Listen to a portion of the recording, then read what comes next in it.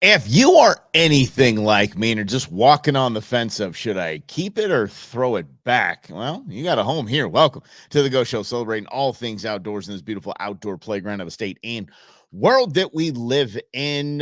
Some housekeeping issues right out of the gates. I did mention that we'd be speaking with John Colazar about the feral horse problem in the state of Arizona. Today, we're talking to him tomorrow. Friday, he's going to join us. So we'll wrap up the week with some really, really informative stuff. John is very passionate about this. John, most importantly, is very educated in this as well. And when I bring John Colazar on, you got to understand, I don't think there is a position in our outdoor world outside of game and fish that man hasn't held. So he definitely comes with the cred, and we're going to have some good questions for him. By the way, if you have questions for John about the feral horse program, about anything going on with the feral horses, please go ahead and put them in the comment section, and we will definitely ask John tomorrow while we're chatting. So again, Lynn, I know you were tuning in for the horses. It's going to happen tomorrow. That's how it happens with scheduling, especially when you run a live show every day. And thank you for being here. Speaking of shows, I talked to Tequila Jim last night about the Meat Eater show that was in Mesa over the weekend, and they did the whole meet and greet thing with the whole cast, and said, let me tell you, these guys are cool. They're just cool. They're hang with you kind of people. Morning, Scotty, hang with you, and just treat you like you're one of the crew kind of gang. And I really, really appreciate that about them. He did tell me that he hung out with Giannis more than anything, and more than anyone else. I apologize, and that will make Intern Beans cry because Intern Beans is in love with Giannis from Meat Eater. Whew, she's like. Hearts start swirling around her head. She loves some Giannis. And I think Giannis is a pretty tall dude too. And Intern Beans is 5 foot nothing. So yeah, that's just one of those things. You've seen those couples too. You've seen those couples. They've been around. They've been around a hot minute. Couple things I want to talk about today is traveling with firearms. There's a horrible story about a young man who might face 12 years in prison because he left hunting ammo in his bag. Yeah, I want to talk about that, and because that's kind of important stuff to talk about, and then a debate that rages on. And I just want to get your opinion on this, and y'all know my opinion on this. The debate as we're gearing up for a huge fishing season, a really, I think, good fishing season. Are we frying them up, or are we letting them go? So that's what we're covering on the show today. Thanks for hanging out. Let's start with this story. It's absolutely it's absurd to me. So let me just read it to you. But it's the reality of things. It just is. Traveling with firearms, and in this case, traveling with ammunition, it can get you in trouble outside of the United States. It just can. And so I don't even think the intent was to travel with ammunition or firearms. In this case, it was just in the same bag that the dude hunts with. Deer hunter faces 12 years in prison for accidentally bringing ammo on a vacation to Turks and Caicos. After forgetting to remove a rifle cartridges from his luggage, Ryan Watson has now spent most of his Caribbean vacation in a jail cell and is currently awaiting trial on the island. He's a tourist from Oklahoma, and they were traveling as a family vacation, and the man just had forgotten a few rounds of ammo in his luggage, and that apparently outside of this country is a no-no. You might remember and we don't get political here. We remember the Brittany Griner story, right? She's the WNBA player that played in the Russia League. How about this, by the way? Just in people asking, why is she playing in the Russia League?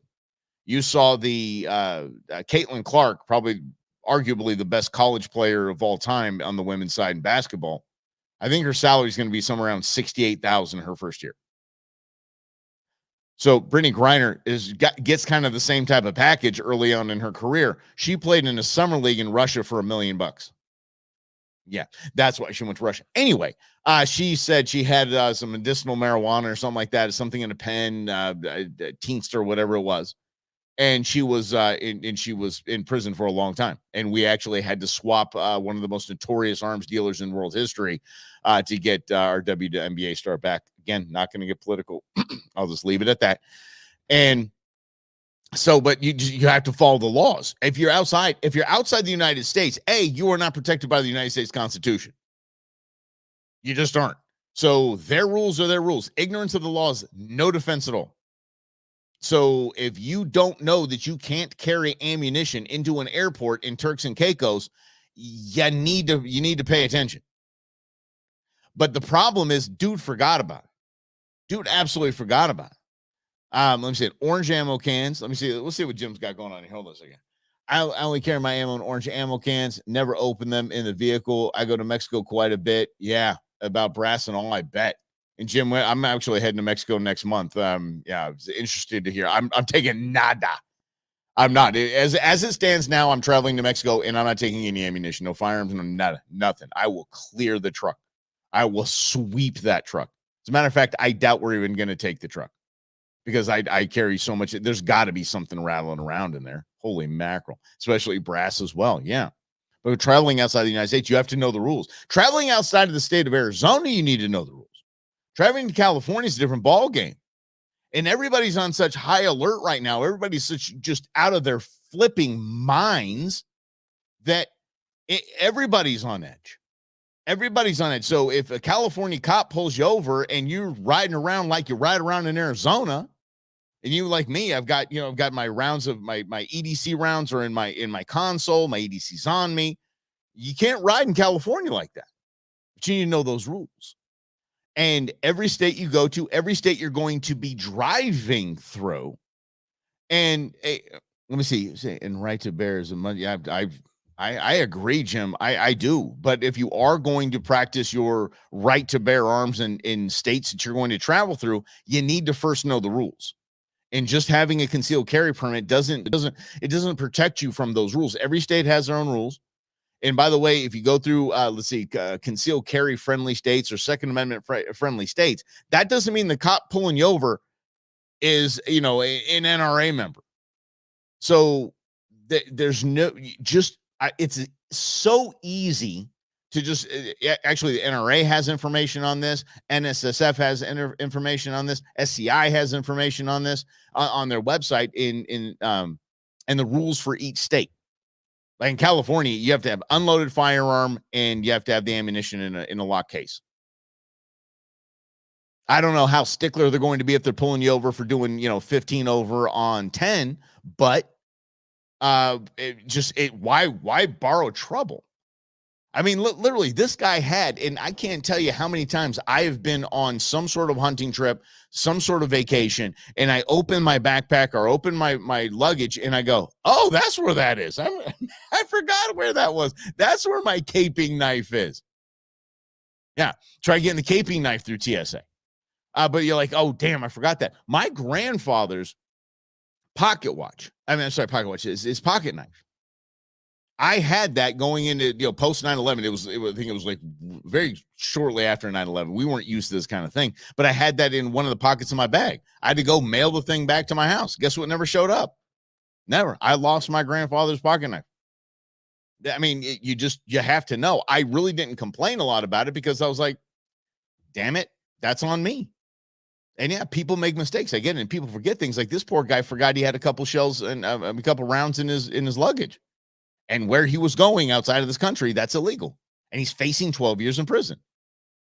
And let's be honest, I'm looking at this guy's family photo right now. And let me tell you something. I'm, again, not getting political, but the guy's family photo is him and his son are both wearing cowboy hats. His daughter and his wife, just look at, this is right out of middle America.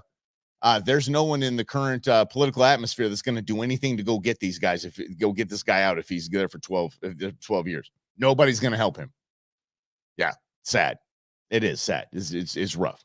So here's what you do. Look, if you are going to travel if you're going to travel on a plane, travel airfare. What in the world, Michael? Here's some coffee. Ain't it? All right, there we go. That'll straighten that out. If you're traveling by air, a few things that are just so easy. It is be prepared, be ready, and be totally cool. That is the best thing in the world. Is when you go up to a ticketing agent or you go to any agent, any employee of the airline, and even when they're trying to get you to shovel you over to those kiosks and let a robot do it. and they shove you over. You just step one when you're there. Well, let's back it up. Back it up. Remove the magazine from the firearm, please. Clear the chamber. As a matter of fact, keep the chamber open. Put it in a locked, hard case. Seriously, you can go to Target, you can go to CVS, Walgreens, anything. The travel locks are easy to find. They're like $5, and you put a little 3-digit code in there. That's all it is. That's all it has to be. I mean, I could buy, my nail clippers could probably break these things, but whatever. It makes everybody feel better, makes everybody happy. Fine. Lock the dang thing up, and then have your magazines in another gun case right next to it. I know it's a pain in the butt. I know it is, but do it that way, and you're going to be fine. Everything's going to be great, and everything's going to run smoothly if you just pack up your bags right. And if you have a rifle in a case, same program. If you're hunting, same program. Just keep the action open. Everything's fine. Everything good, cleared. Ammo's in a different case and is locked. Right as rain. And it even more so if you're going to be hunting with an AR and you're traveling with an AR. It just because that'll panic a lot of people just because of the big scary the black gun black rifle disease. It's absolutely imperative that you just follow some simple basic rules. Actually, it's the simple basic rules that you would put your stuff in the safe anyway, right? Everything's unloaded, everything's in the safe, ammo's up on the shelf or whatever it is. It's not too far of a departure from what you're already doing. So, I get a lot of people, that infringes on my rights and there's no safe gun storage laws here. There is in the air. There is the TSA. Period. This is wait a second, you're heading home from Vegas? Eddie, you're everywhere, man. Did you blow stuff up there? Let's see. Yeah. Thanks, buddy. Appreciate you.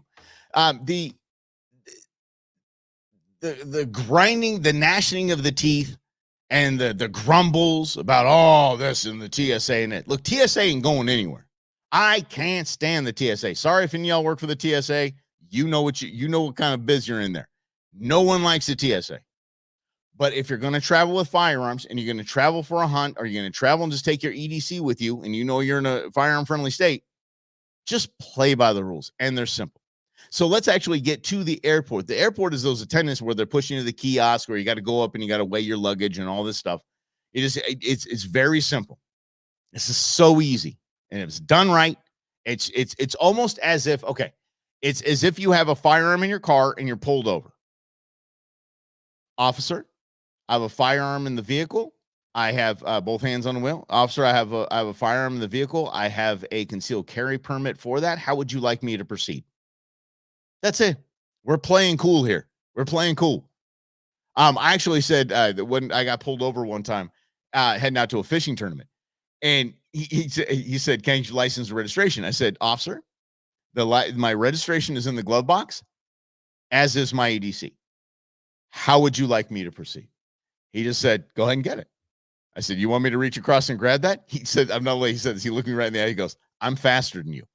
I'm like, fair enough. Okay, good. Let's do that. And by the way, because I handled myself that way and respectfully and knowing that he's amped up, he's coming up to a car he doesn't really know. I mean, I had a kayak in the back of the truck. I mean, he kind of knew. He's like, okay, this guy's going fishing. He's not, he's not some wacko escape from prison.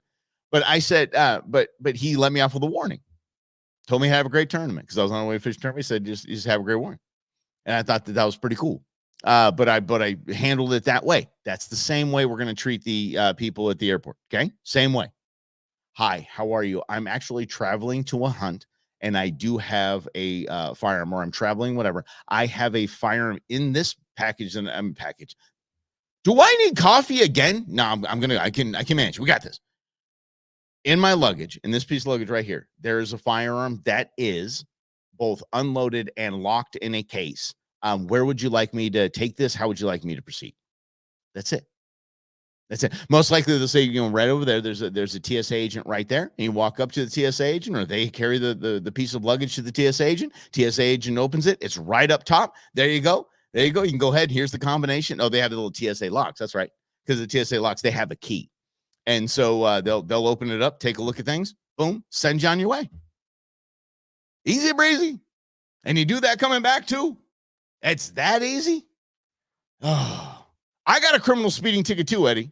That guy came up at me hot. I can take you to jail. I can take you to jail. I'm like, dude, I'm literally driving to the lake. I'm going fishing. And it's the middle of the day. I'm sorry. I was going fast. Got it, dude. Write me a ticket. Holy cow. They were all over me. Yeah. Yeah, and I was in my ex's car too, so I didn't have my stuff in there, so I wasn't like, I have a firearm in the bike. It was nothing like that. I was going fishing. Oh yeah, you got to have but you got out of the criminal speed. I did not get out of that criminal speeding ticket. Let me tell you that. And I was actually on the res when I got let off with a warning. So that was a res cop too, which usually are very sticklers to. We're gonna go find you. Yeah. Yes, we're in a hurry, Lynn. I'm always in a hurry. I'm always moving things here and there. But that's easy. It's that simple. Know the laws before you travel. Check your dang bag for anything. I mean, empty that thing out between every hunt, between every trip. Just empty it out, and you'll pack better that way.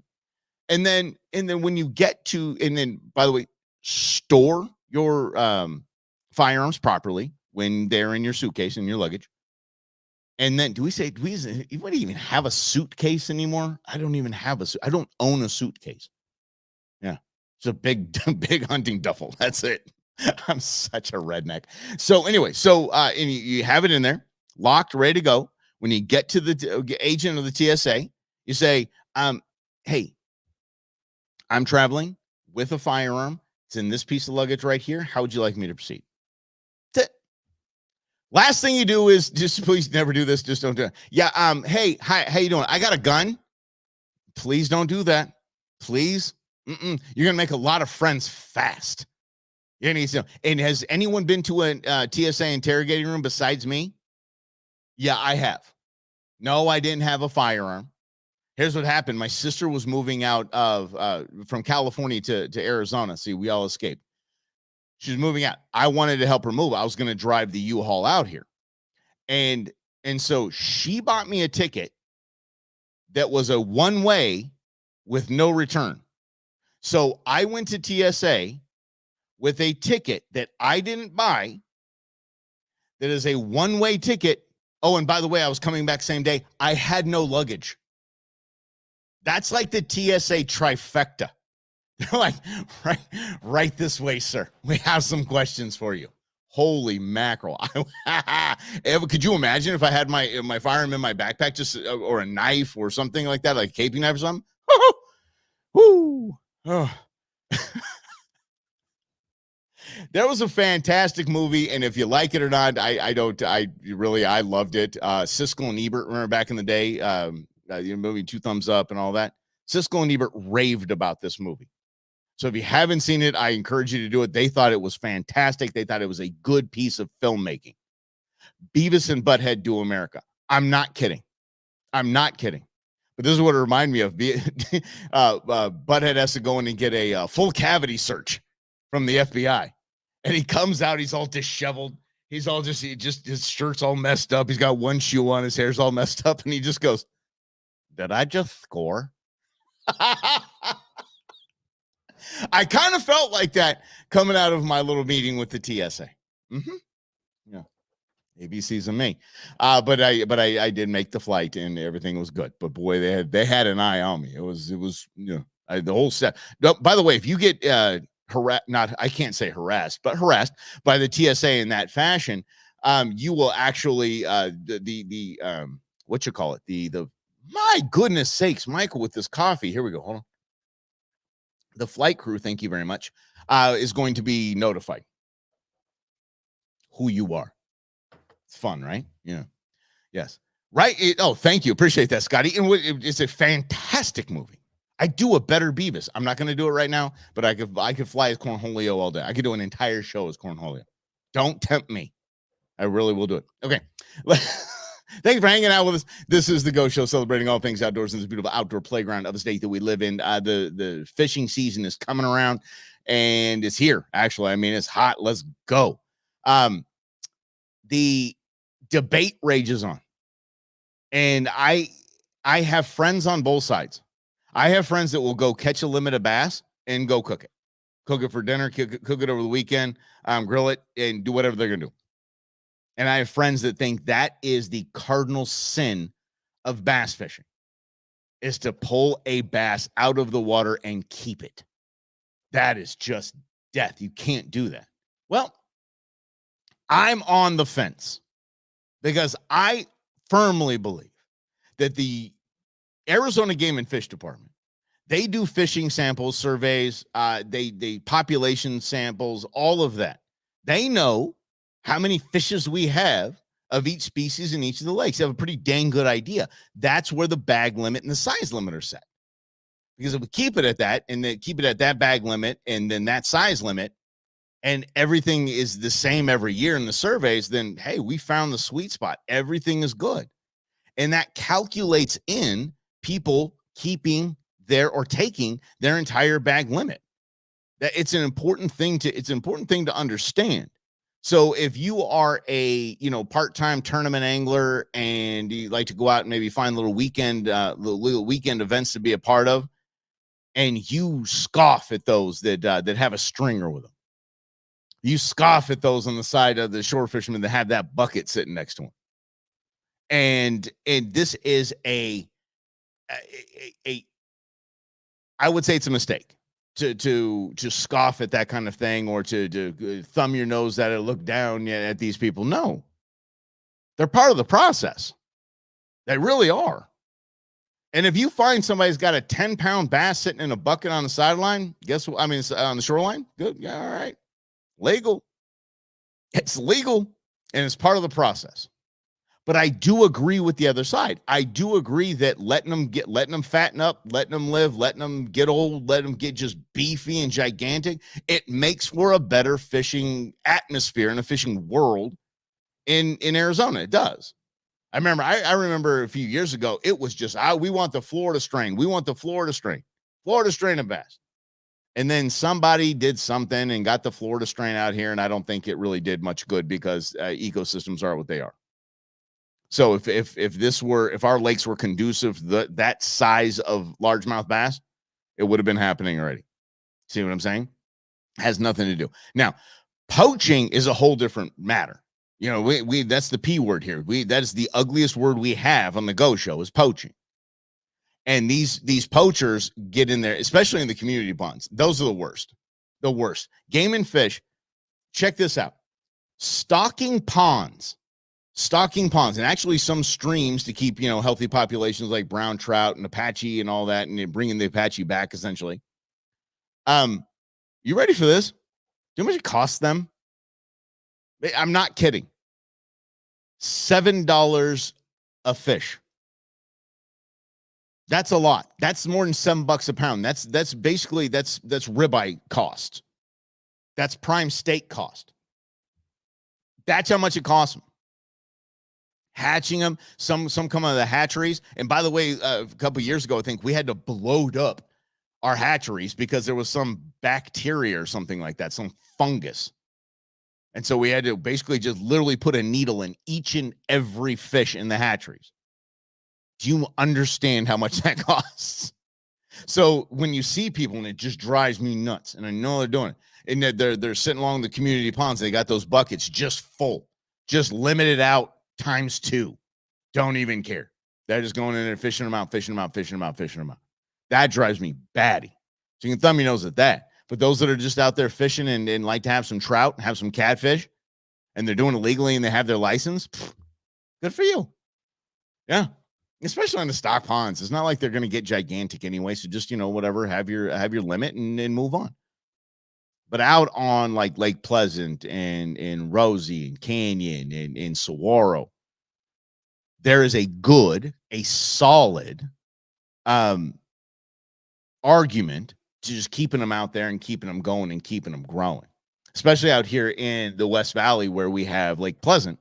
Lake Pleasant is just, steaming with striped bass. Striped bass are invasive, and it is impacting the populations of the largemouth. So if you want catch, or what would Lynn say, catch and eat, catch and fry them up, all about that. I would actually encourage you to get out to Lake Pleasant and get your fill of striped bass. Get your fill. It is a dang good fish, by the way. Here's why I love striped bass. Striped bass are, I don't know the difference in like the scientific name for it, but they don't stop moving. They don't suspend like bass do, like largemouth and smallmouth do. They just hang out. They're constantly on the move. So that meat is thick. That meat is dense. It is awesome. It is fantastic. I love striped bass. I love eating striped bass. Here's a fun little tip for you. Deep frying. I got this from my man Clayton because he used to run Striper Adventures. I've been out fishing with Clayton a bunch of times. If you're gonna fry them up, instead of well, you obviously mix it in with flour too, but flour and always with with some cornstarch as well. So cornstarch and flour, but grind up with a rolling pin in a bag, salt and vinegar kettle chips. You're welcome. Holy mackerel. I'm telling you, it is a game changer. If you go out and get a mess of striped bass, by the way, go 24/7, no limit, and just get them. Bring them in until Game and Fish tells you to stop. But right now it's invasive, and let's go ahead and just take that population down as best we can. And they're so much fun to catch. They really are. They're fun. They're fun to fish for because they put up a decent fight, especially the larger ones. They put up a decent fight. But my buddy Clayton said it's a 2-tap fish. And I said, what's a 2-tap fish? He said, you're going to feel the tap on your line and then me tapping you on the shoulder saying you need a fresh bait. They're sneaky. When you get one on, man, it's awesome. And you absolutely. Scott, do you want me to do the Beavis impression on the nooner? Yeah, probably will. Rob's in that whatever that country concert is out in Coachella in California. The big one. Yeah. Lady Bromance, his wife, is best friends with Ryan Seacrest's boss. Go figure. So they go out to these big, cool events like that. So anyway, they're going to have fun. So it might just be me. I don't know if he's joining me, how it is, but I will, Beavis will make an appearance for you, pal. I promise. Okay. So back to this. Striped bass, go have fun with it. Catch and eat, catch and eat, catch and eat, catch and eat, catch and eat. Now, offshore to me has been a challenge. And here's why offshore to me is a challenge. I believe in all things seafood. I love catching tuna. I love catching, it's a jack, but it's like a yellowtail. Love yellowtail. Yellowtail all day. White sea bass going all day. Here's the deal, though. I've seen people pulling Dorado that are about 13, 14-inch Dorado, mahi, and keep it. I'm like, dude, you're not making 2 tacos with that thing. You ain't make it. Why are you keeping that thing? But here's the deal. That person paid a lot of money to be out on that boat. You know what I mean? That person does not want to get skunked. And when you're dealing with these ocean fish, it's not like something that you can just keep in a live well for a little while and see if you catch a bigger one. So there's that line again, right? There's that debate that, okay, so do I really throw back? Because it's legal, but it's super small. I mean, I've seen a 42-pound Dorado pulled up, and that thing was massive. That's a keeper. That's a trophy and a half. That's feeding the whole family right there. That's eating good in the neighborhood. So I would put it this way. If it's legal, you're good. I'm not even going to scoff at you. If you're playing by the rules and you're playing by the size limits and the bag limits, I'm totally okay with that. Or stringer limit stream. I don't know what they call it. I'm going to say bag limit. So if you're sticking by that, that's fine. But understand that you're playing a game with everybody else. And that I'm not trying to say everything should be fair. Just take your limit, cool, and just because if you're not, you're poaching, and then we're having a whole different discussion here. But if something's small or something like that, just let it go. It's okay. It's okay. Just keep fishing. Just keep fishing. That's supposed to be the fun. That is supposed to be the fun. And if you're out on the ocean, if you're out on one of the charters out of maybe San Diego or something like that, or at Dana Point, I understand. I do get it. But there's something to be said for, you know what, throw that thing back in or just, when you're calling for a gaff and you see that thing's small, just pull it up and just say, let's let that thing go. Let that thing go. I know it's a lot easier when you got a nice 40-pound tuna in the sitting in your bag. Then you're like, okay, I can let the smaller ones go. I understand. First one up's tough, and especially it was off trolling. Let it go. Trolling shouldn't even count. Len, get over to azgfd.gov. AZGFD, Arizona Game and Fish Department. azgfd.gov, and then get you a license. And by the way, kids licenses. Are you understanding this? They're still $5 for the year. Hunting and fishing combo, $5 for anyone under 18 years old. That is the most genius move Game and Fish has made. That is probably the best move that they've made. 40 years from now, we'll look back and go, you know why we still have things around here like this? You know why we still have an outdoor world? That is one of the biggest contributions. I'm telling you. Whoever did that needs to get an award because that makes sense. $5. Come on. Yeah. Tomorrow, we're going to do it. John Colazar is going to be with us talking about the feral horse problem, and it is a problem. Let me tell you something. It's a problem because now we're dealing with ecosystems, we're dealing with conservation, and we're dealing with federal law. And we're dealing with reservations. So we're dealing with native nation laws as well. Holy mackerel. And we get to learn tomorrow what a zoo log is. I bet you can guess what it is. Yeah, it is exactly what that is. But John Colzar is going to be joining us tomorrow. Thank you guys for hanging out with us and just have a great day out there. Oh my gosh, I think it's only going to be like 80 degrees. Please, if you can, open the windows, get out to the porch, take a walk, do whatever you can. Celebrate this the last few moments we have of perfect weather here in Arizona. We'll see you tomorrow.